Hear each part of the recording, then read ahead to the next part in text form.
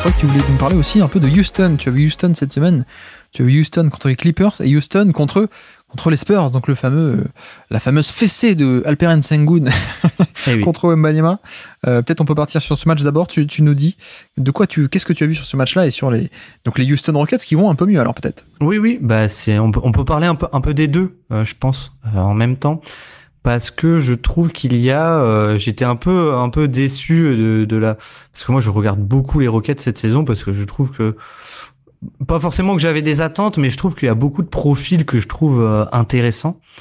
Et je pense que la première chose à dire, et je pensais pas dire ça cette saison, mais j'ai beaucoup aimé déjà le fait que Houston est repassé depuis quelques matchs dans des schémas plus agressifs défensivement, donc où Sengun monte vraiment au niveau du porteur de balle sur l'écran, et on a des vraies bonnes séquences de rim protection de Jabari Smith Jr. et je ne pensais pas voir ça forcément cette saison, mais c'est vrai que à la surprise, enfin à ma surprise en tout cas, Jabari Smith arrive à avoir des vraies séquences depuis le côté faible, depuis le côté opposé, où il vient protéger le cercle, et c'est assez impressionnant. Donc je trouve ça, même si je le trouve parfois un peu moins bon sur l'homme depuis quelques matchs ou depuis une petite tendance, et ben en fait je trouve que potentiellement ça lui débloque quelque chose d'assez énorme, sans être forcément un protecteur d'élite, un protecteur de cercle d'élite.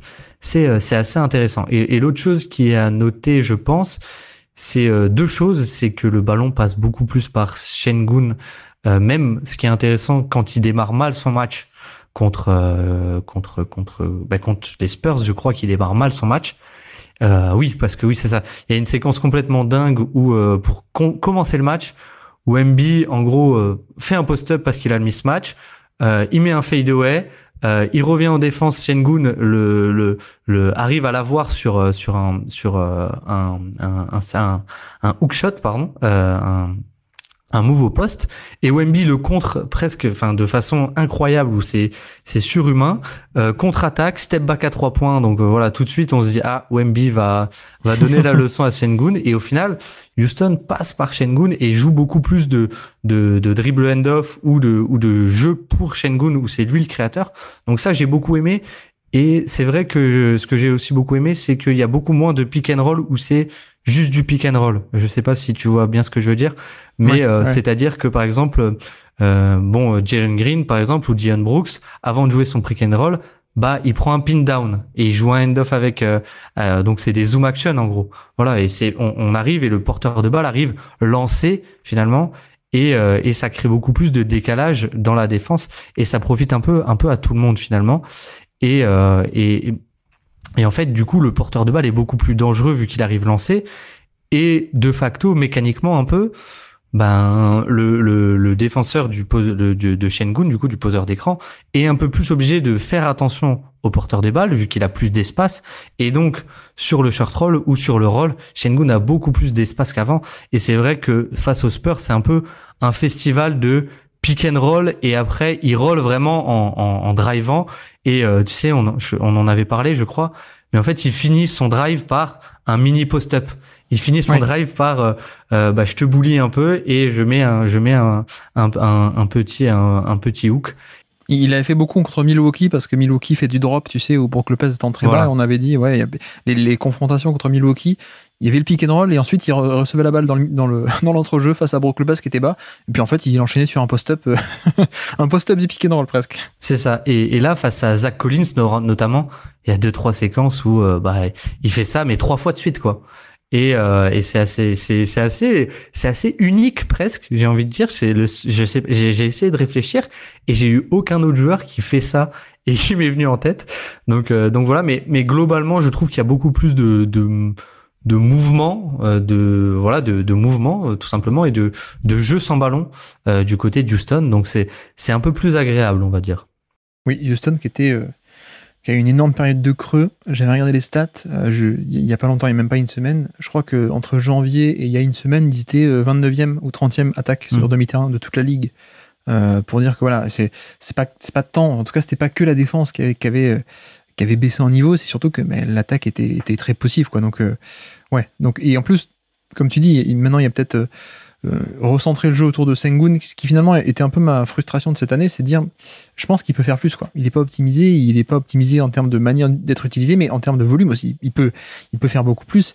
Et tu vois, ce que tu décris un peu de lui faire pas mal de dribble and off, quand il est défendu par Wembanyama, c'est très simple en fait. C'est que Wembanyama, s'il doit défendre sur Sengun et qu'il est en tête de raquette ou à 3 points à défendre un dribble and off, il est pas en deuxième rideau, quoi. Donc c'est une manière très simple en fait d'attaquer une défense et d'empêcher qu'il y ait le meilleur rim protecteur adverse qui soit en safety derrière la défense, un peu librement à des au panier. Ce protecteur de panier, tu le fais, tu donnes la balle à celui sur qui il défend en fait. Et ensuite tu l'éloignes du panier. Et donc avec ce dribble and off, ça éloigne Wemby du panier et tu peux attaquer comme ça.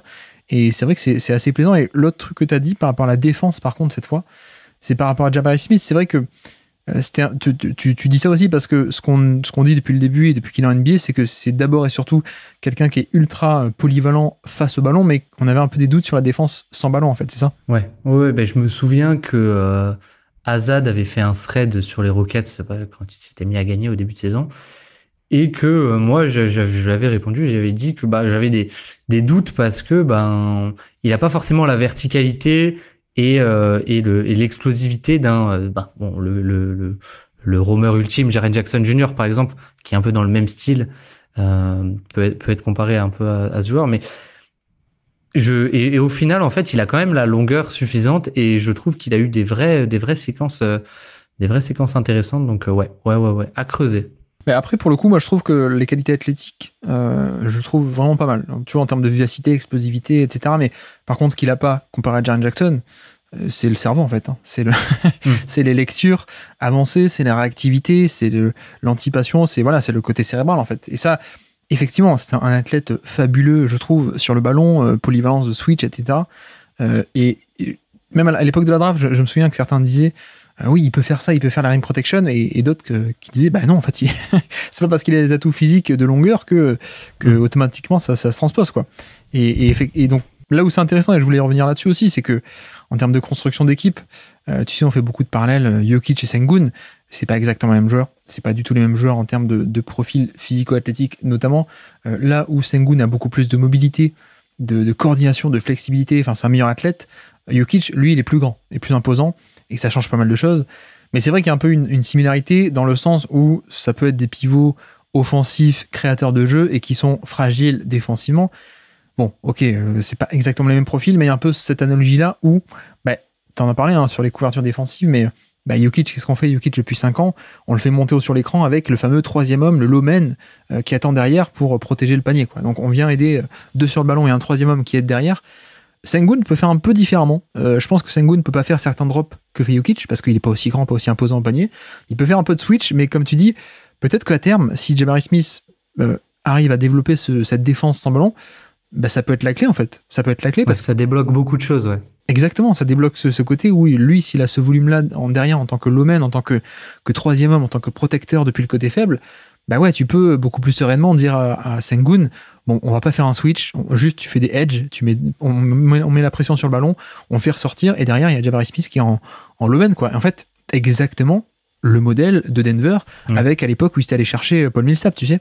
À l'époque, ils vont le chercher pour ça, hein, pour la défense off-ball en deuxième rideau, quand t'as en premier rideau Jokic qui met de la pression sur le ballon, quoi. Et alors, à l'époque, ils vont chercher Millsap, qui fait encore 2-3 bonnes années, 2 très bonnes années à Denver, mais ensuite t'avais des Torrey Craig, t'avais des Jeremy Grant, etc., qui étaient en deuxième rideau.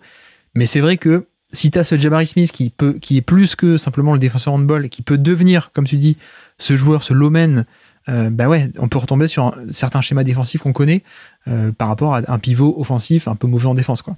Et ce qui est intéressant aussi, c'est que je pense qu'il y a une vraie recherche de ça à Houston, de ce joueur, parce que du coup il y a 2 semaines, je dirais, enfin à peu près dans cette période-là, on a eu en fait Amen Thompson, donc qui est censé être un porteur de balle, enfin un joueur un peu atypique, quoi, finalement, qui a été testé beaucoup avec beaucoup de dans ce rôle, exactement dans ce rôle, avec beaucoup de pré-switch, etc. J'ai plus les matchs en tête, mais pendant une semaine, il a été pas mal utilisé comme ça. Et en fait, le problème d'Amen Thompson, pourquoi il peut pas jouer avec Sengun, parce que de l'autre côté, c'est un peu ce que t'as dit tout à l'heure. C'est-à-dire que les joueurs, les équipes adverses, du coup, quand il y a Amen Thompson sur le terrain, ils mettent leur protecteur de cercle pas sur Sengun, mais sur Amen Thompson. Et donc, en fait, Sengun, il a beau jouer son... Qui est un non-shooter, hein, c'est pour ça que tu dis ça. Mais oui, qui est pire qu'un non-shooter, qui est enfin, qui ne sera jamais un shooter. Je pense que même, voilà, on peut aller là-dessus, quoi. Et donc, en fait, ça fait que les deux, en fait, ça est sorti qu'ils s'aimaient beaucoup les deux et qu'ils aimaient beaucoup jouer ensemble. En fait, d'un point de vue complémentarité offensive, c'est vrai que c'est pas du tout le profil fait pour optimiser Sengun parce que t'as ce protecteur de cercle qui est pas du tout sur Sengun, et donc le faire jouer des dribble hand-off à Sengun, ça a pas l'effet autant d'effet que s'il est sur Sengun. Merci d'avoir écouté cet extrait. S'il vous a plu, l'émission complète est disponible en description et on se donne rendez-vous sur le feed principal du Basket Lab pour l'intégralité des podcasts. À bientôt.